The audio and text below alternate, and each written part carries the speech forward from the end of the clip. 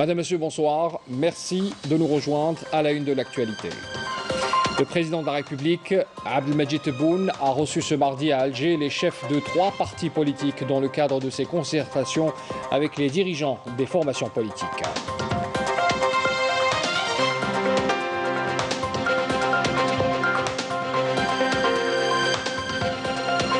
À Alger, la 2e édition du forum Raqmana s'est tenue aujourd'hui à l'hôtel Sofitel, un événement organisé par la GAN avec pour thème la numérisation en Algérie.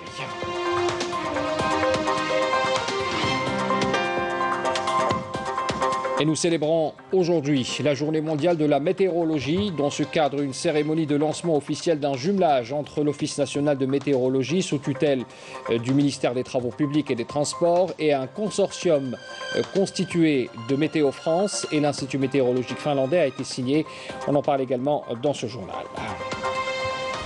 Bienvenue à tous. Dans le cadre de ces concertations avec les dirigeants des formations politiques, le président de la République, Abdelmadjid Tebboune, a reçu ce mardi à Alger, au siège de la présidence de la République, le secrétaire général du mouvement An-Nahda, Yazid Ben Aïcha.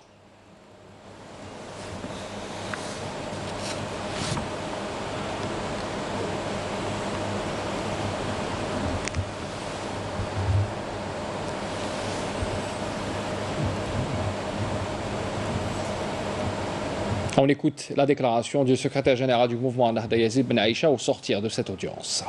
مع السيد رئيس الجمهورية تناولنا من خلال هذا الحديث قضايا محلية وقضايا دولية بما يجري حول الجزائر في محيطها الإقليمي والدولي. Nous avons eu l'honneur d'être reçus par le président de la République, Abdelmadjid Tebboune. Lors de cette rencontre, nous avons abordé plusieurs questions nationales et internationales. Nous avons expliqué notre décision de nous présenter aux prochaines élections à travers lesquelles nous allons concourir pour concrétiser la volonté du peuple et établir des institutions légitimes et crédibles. Nous avons également appelé à préparer le climat des élections à travers la facilitation des procédures et de l'opération électorale. Il est également impératif de procéder à un apaisement social suite à la dégradation du pouvoir d'achat et la cherté de la vie. Nous avons également insisté sur la question des libertés publiques à travers la libération de tous les détenus d'opinion. Nous comptons également organiser une rencontre nationale avec la participation de l'autorité indépendante des élections en vue de pallier les manquements enregistrés durant la première phase de l'opération électorale. Le président de la République, Abdelmadjid Tebboune, a reçu également ce mardi le secrétaire général du parti El Karama, Mohamed Daoui.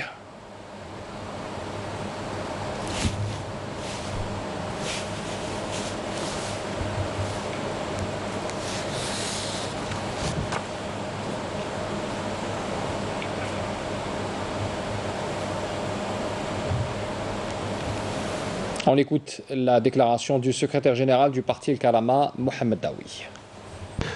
حظيت اليوم باستقبال السيد رئيس الجمهورية لشخصي كأمين عام لحزب الكرامة، وهذا طبعا يدخل في إطار المشاورات اللي يجريها السيد الرئيس مع مختلف التشكيلات السياسية.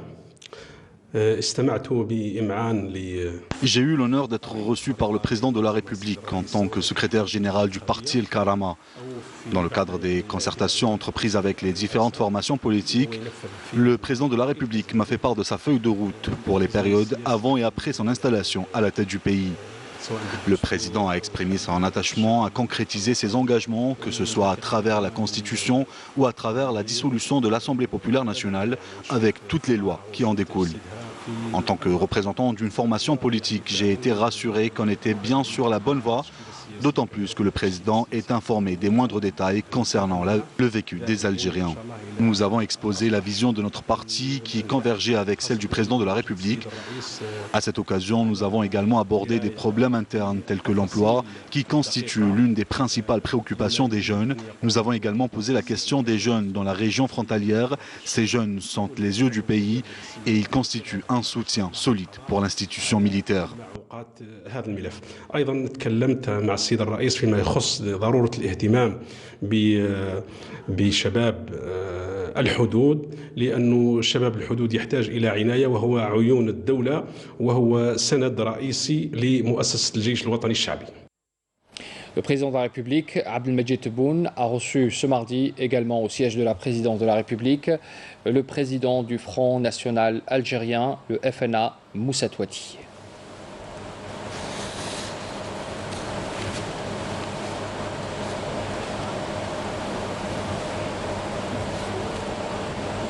Le président du FNA, Moussa Touati, a donné cette déclaration au sortir de son audience avec le président de la République.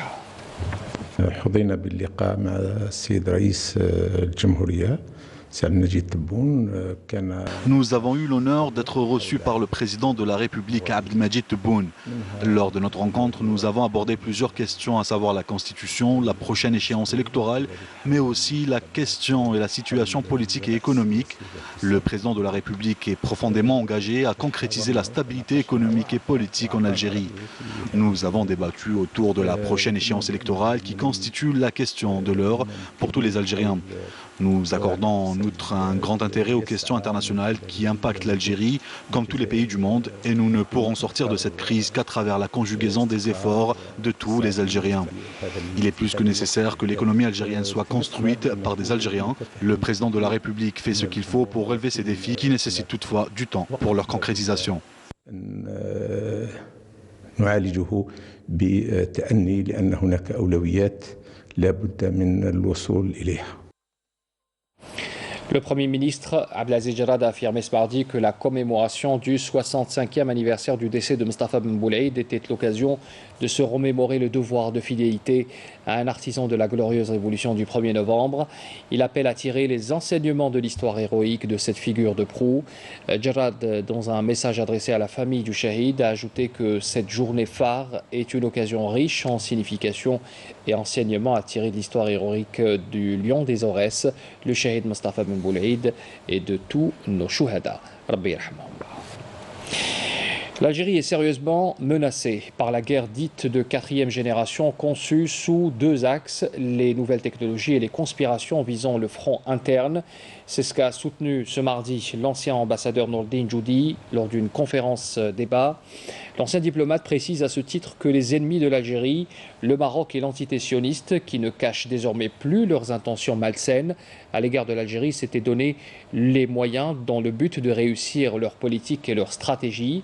L'entité sioniste, dont le Premier ministre Netanyahou avait dit que notre ennemi numéro 1 n'est pas la Palestine, mais bien l'Algérie. Il avait alors procédé à l'ouverture de plusieurs ambassades dans les pays africains frontaliers de l'Algérie pour surveiller la situation en Algérie et avoir l'œil sur les frontières algériennes, a encore ajouté l'ancien diplomate.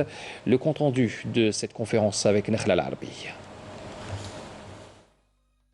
Nourdine Joudi a évoqué la menace d'une guerre de 4e génération, subtile, sournoise et destructrice, ajoutant que c'est précisément pour cette nouvelle forme de guerre non conventionnelle, laquelle s'appuie sur deux axes, des actions à partir de l'étranger puis de l'intérieur, que les ennemis de l'Algérie ont opté pour la déstabiliser.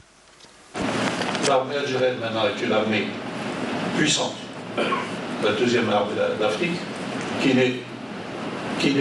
ne passe après l'Égypte que par le nombre de ses effectifs, pas par sa qualité. Et surtout la résistance extraordinaire du peuple algérien, qui est toujours solidaire de ses forces armées, chaque fois que le pays est menacé. Et là est venue une idée qu'on a été chercher très loin de l'histoire, que les guerres classiques sont devenues obsolètes et qu'il fallait concevoir une nouvelle forme de guerre. Pointant du doigt Israël, le conférencier a évoqué la réunion sur la guerre de la 4e génération qui s'est tenue en 2018 à Tel Aviv et qui a réuni un groupe d'officiers de l'OTAN, précisant que sa tenue dans la capitale de l'État sioniste n'était pas fortuite. Pourquoi ce choix de Tel Aviv n'était pas le choix par hasard?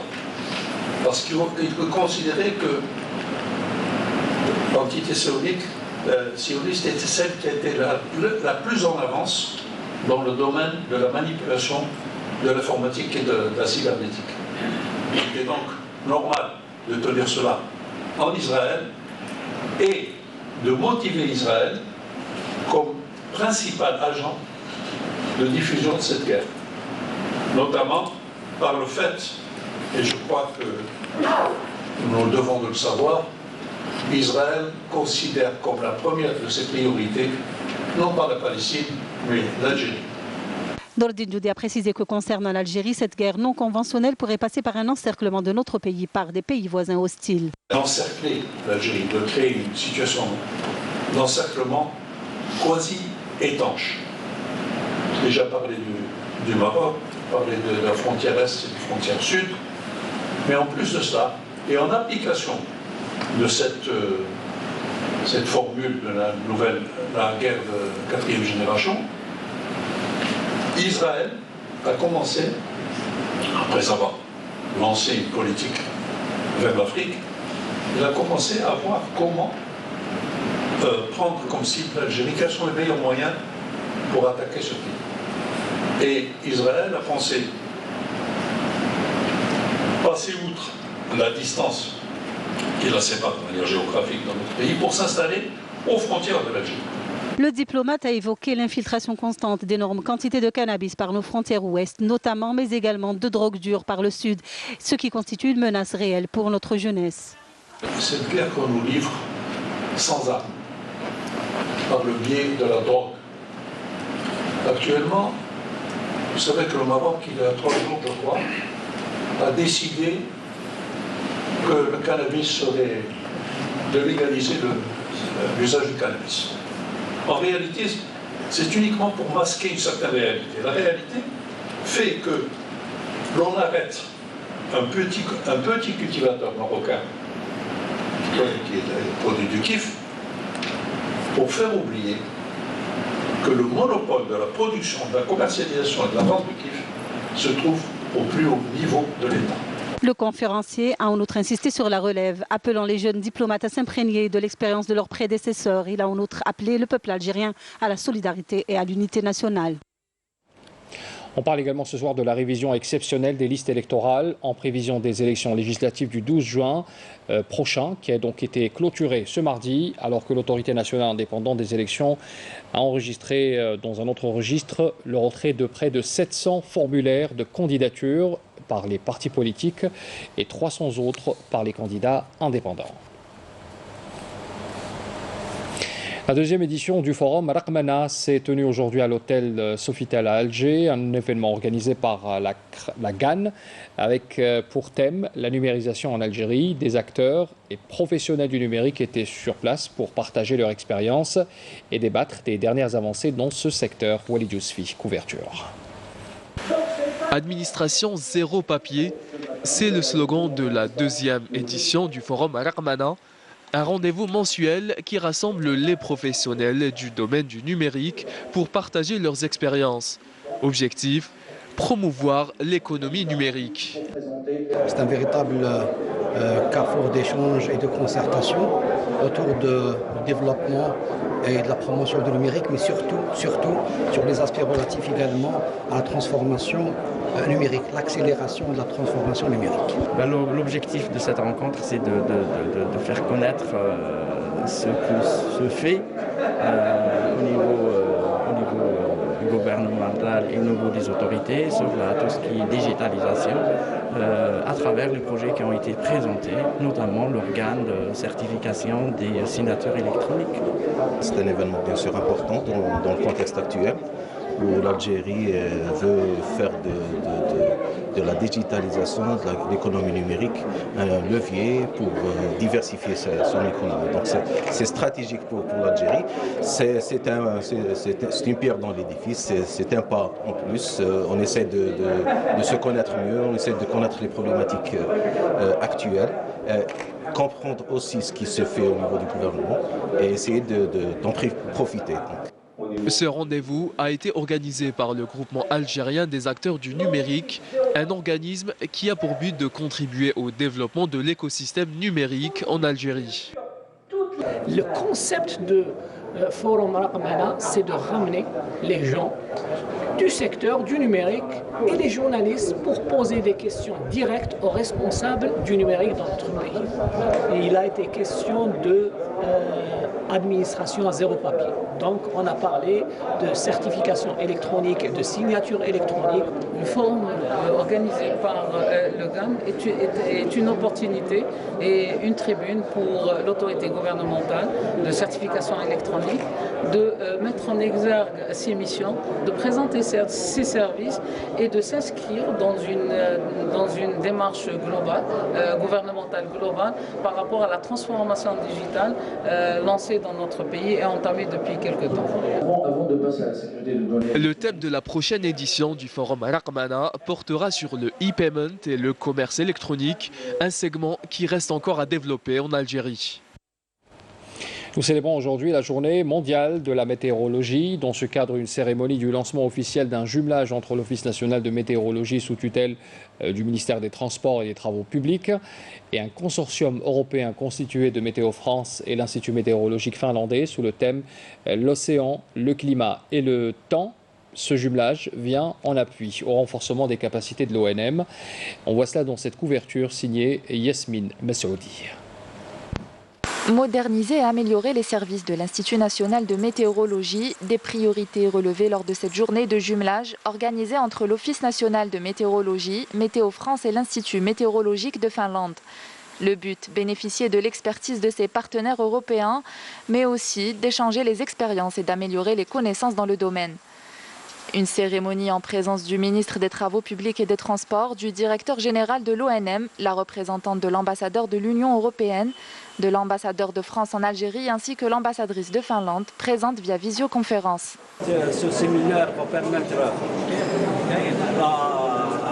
aux experts algériens, aux experts français, aux experts finlandais de s'échanger les différentes informations, d'améliorer leurs connaissances mutuelles entre les trois pays, d'améliorer aussi et de préparer aussi la formation des jeunes chercheurs et des jeunes spécialistes dans ce domaine. Cette formation des cadres, comme vous le dites, ne soit pas une formation des cadres, mais une coproduction sur la base d'un partenariat, d'une expertise dans lesquelles les deux partenaires bénéficient de l'amélioration des connaissances. Nous souhaiterions que l'Office national de la météorologie puisse justement toucher l'ensemble des secteurs utilisateurs de l'information météorologique et également l'amélioration des systèmes d'alerte précoce de tout type, y compris le système d'alerte précoce de catastrophes météorologiques par exemple, pour pouvoir aider la population justement à éviter ce genre de problèmes, notamment les inondations et autres. Par ailleurs, ce jumelage dont le programme s'étalera sur 2 ans et qui bénéficiera d'un budget de 1,15 million d'euros entre dans le cadre de l'appui à la mise en œuvre de l'accord d'association entre l'Algérie et l'Union européenne.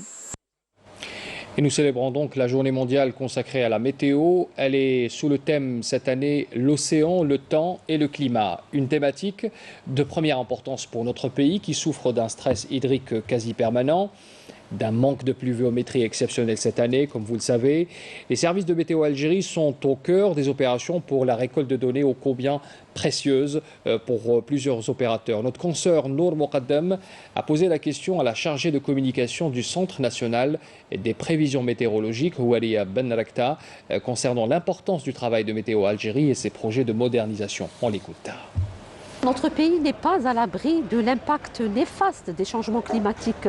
On souffre d'aridité, on souffre aussi de sévérité des phénomènes, puisque des situations météorologiques peuvent donner des quantités appréciables de pluie dans un laps de temps très court, qui peut causer des inondations et un écoulement d'eau très important. On parle aussi de la chaleur. Notre pays il a connu des situations caniculaires. Ça veut dire que la température maximale sur notre pays, par exemple la région sud du pays, on a enregistré un mois de juillet qui était tout à fait caniculaire durant tout le mois. 49 degrés Celsius comme température maximale. Exactement, donc on était sous alerte météorologique. Météo Algérie, elle est positionnée dans un point où elle est obligée que son information soit un outil d'aide à la décision. Donc cet outil d'aide à la décision pour tous les secteurs, secteur économique, secteur de l'agriculture, de la marine, de l'aéronautique. Ça fait de cela 4 ans que Météo Algérie, elle a fait le pas vers ce changement. Pourquoi? Parce qu'on était obligé de s'adapter au changement climatique. S'adapter par quels moyens? Par améliorer notre prestation, par affiner notre prévision, par affiner notre alerte. C'est ainsi qu'on est passé à un système numérique de vigilance. Donc c'est tout un système d'alerte amélioré. Ce système-là, il va remplacer prochainement le BMS. C'est une alerte avec des couleurs et non pas avec un texte écrit. C'est une alerte qui va aider les décideurs de rester veillés, surveillés et comme s'ils travaillent avec nous sans être à Météo Algérie. Donc ils ont des informations sur avant l'arrivée du phénomène et après l'arrivée du phénomène. La météo intimement liée également à l'agriculture qui nous intéresse ce soir avec cette situation, notamment dans la bande frontalière de Barnia, dans la wilaya Tlemcen, qui connaît ces dernières années une dynamique remarquable, notamment dans les zones d'ombre de cette région. Des jeunes investisseurs versés dans l'agrumiculture et la céréaliculture tentent de développer ces segments, un moyen de désenclaver ces régions et de les rendre productives. Reportage Saïd Mayouf. Exploitation agricole d'Ahawi dans la localité reculée d'Ouladjienne, à l'extrême de la bande frontalière de Marnia Tlemcen. Une jeune exploitation de céréaliculture et de vergers agrumicoles afin de redynamiser l'agriculture dans cette zone d'ombre. La campagne écoulée est d'un rendement de 35 à 40 quintaux à l'hectare de blé dur. Donc ce jeune investisseur, il s'est converti dans le secteur de l'agriculture, ça fait un peu plus de 3 à 4 ans. On est à l'extrême limite frontière algéro-marocaine. C'est une zone considérée comme une zone d'ombre. Et dans le cadre du programme de Monsieur le Président de la République et la feuille de route de Monsieur le Ministre de l'Agriculture, de développement rural, il a bénéficié, ce jeune investisseur, il a bénéficié de l'électrification agricole et en plus, dans le cadre du Fonds national de développement agricole, d'un réseau goutte à goutte dans la parcelle agrumicole. D'une superficie totale de 23 hectares, dont 12 hectares dédiés exclusivement à l'agrumiculture qui commence à donner ses fruits en dépit des conditions climatiques extrêmes caractérisant cette zone. هنا عندنا 12 هكتار حوامض مخلطة ما بين تومسون وما بين كليمونتين. C'est un verger agrumicole de 12 hectares entre Thomson et Clémentine. C'est une culture tardive de 2018. Cette année, on espère entrer en production avec 40%. On a bravé les conditions climatiques dures par là et on a renforcé le sol avec les biostimulants. نتمنى ربي يسكنها الغيث ويوفق لجميع الفلاحين. Le soutien de l'État aux jeunes exploitants agricoles est un stimulateur de taille, les poussant à aller de l'avant tout en espérant une prise en charge rapide en matière d'ouverture de pistes. On est des jeunes, on est motivés par le...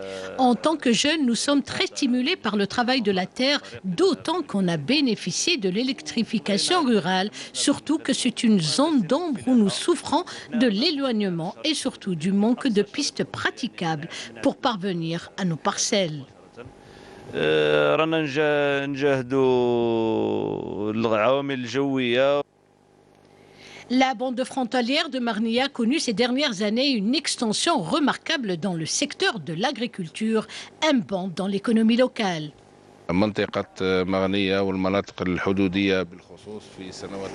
La daïra de Marnia et tout au long de la bande frontalière a connu une dynamique et un essor sans précédent en matière d'investissement agricole, notamment par des jeunes exploitants. Ce qui va permettre sans nul doute la réduction des importations et ce qui va créer également des postes d'emploi et générer de la richesse dans ces zones d'ombre.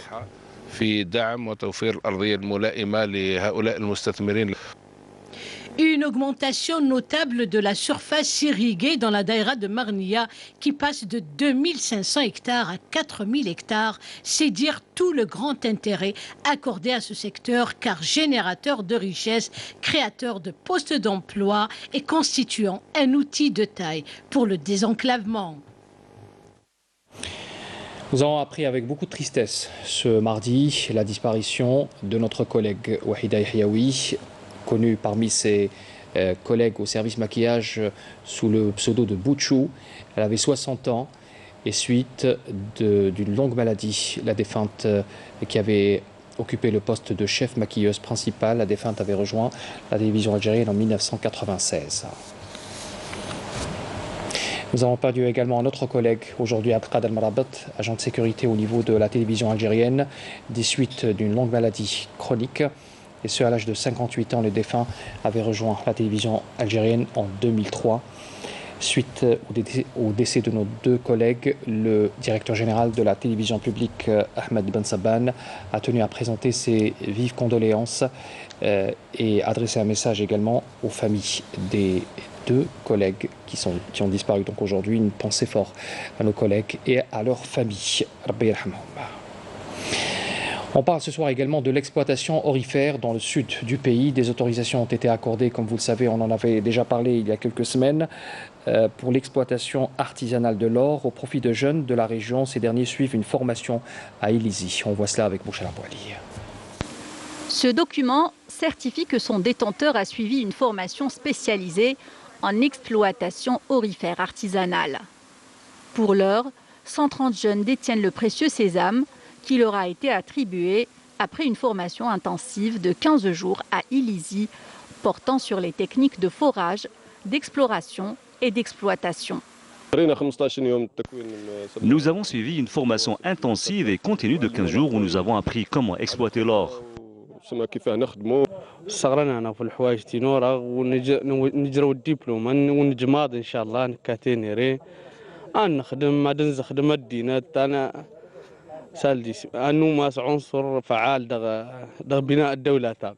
La formation prodiguée comprenait 4 modules, celui de la réglementation minière, celui des normes d'hygiène et de sécurité environnementale, celui de la gestion des micro-entreprises et bien entendu celui de l'extraction aurifère. À travers cette session de formation, les bénéficiaires de licences d'exploitation aurifère artisanale ont été formés sur tous les aspects liés à ce métier, que ce soit sur le plan réglementaire ou technique.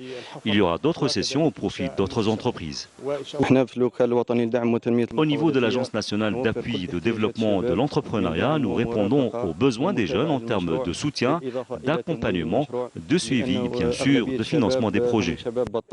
Grâce à l'accompagnement de l'ANAD et à cette formation qualifiante, les bénéficiaires de licences d'exploitation pourront bientôt commencer leur activité à Ilizi, qui compte 128 périmètres aurifères contenant une grande concentration d'or à 5 mètres de profondeur.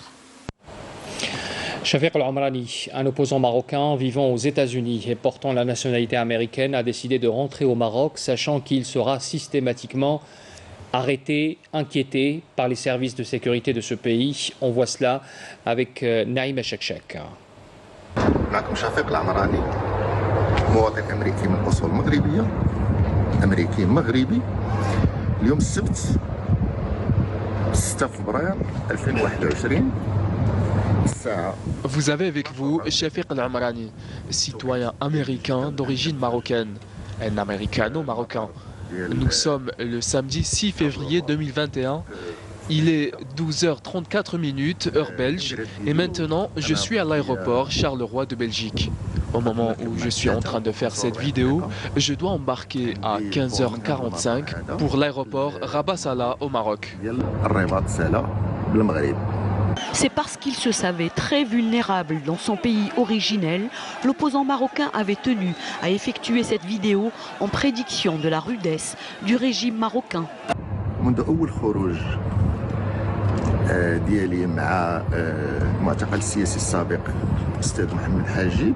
Depuis ma première sortie du Maroc avec l'ancien détenu politique, le professeur Mohamed Hadji, j'ai fait l'objet de beaucoup de pression et de menaces. Je vais disparaître et cette fois-ci, je ne vais pas en sortir indemne. Et dans ce cadre, je veux dire que je vais rentrer au Maroc et s'il m'arrive quoi que ce soit, enlèvement ou assassinat ou quelque chose comme ça, la responsabilité bien sûr incombera à l'appareil de sécurité qui m'a proféré des menaces. Je veux rappeler aussi ici qu'il est temps qu'il soit mis fin à la police politique chez nous au Maroc. L'information s'imposait et salam. بهذه المناسبة تنبغي نذكر بأنه حان الوقت أنه يدار حد البوليس السياسي عندنا في المغرب وبه وجب الإعلام. Ce qui fut prévenu arriva et aujourd'hui, l'état de santé de l'activiste Shafir Omrani, détenu à Casablanca, s'aggrave continuellement des suites de la grève de la faim qu'il observe depuis plus de 40 jours, annonce sa famille qui compte boycotter son procès prévu le 25 mars au tribunal pénal de première instance de Casablanca. Fin de ce journal, merci de l'avoir suivi, je vous souhaite une excellente soirée, à demain.